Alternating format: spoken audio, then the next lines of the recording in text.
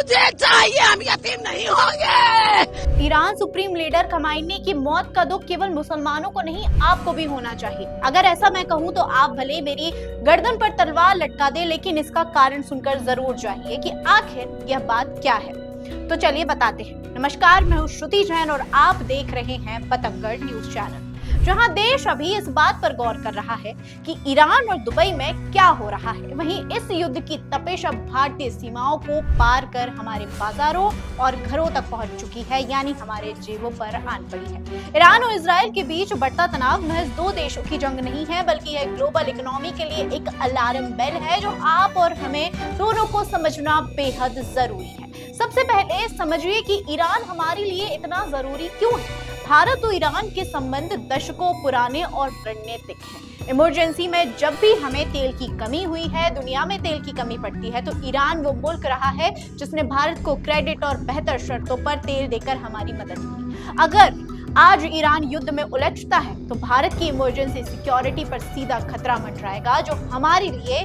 कहीं ना कहीं गलत है। इतना ही नहीं, ईरान भारत के लिए यूरोप और सेंट्रल एशिया जाने का दरवाजा है। पाकिस्तान को बाईपास कर अफगानिस्तान और रूस तक पहुंचने के लिए भारत ने ईरान के चाबर पोर्ट पर भारी निवेश किया है। अगर यह इलाका अशांत रहा, जो कि अभी है, तो हमारी कनेक्टिविटी और व्यापार ठप हो सकता है। शायद यही कारण है कि आज पेट्रोल और डीजल के दाम 2 गुना बढ़ गए।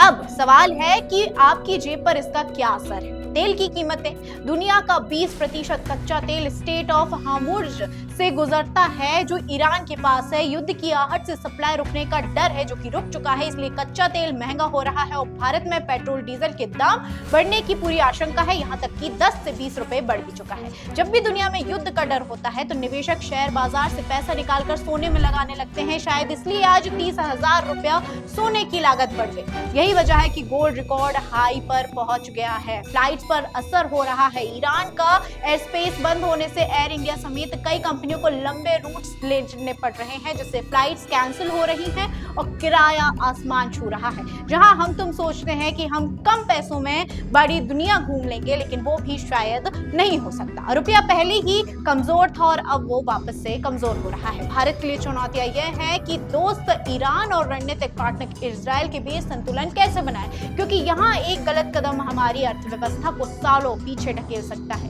इस बड़ी कवरेज पर हमारी नजर बनी रहेगी।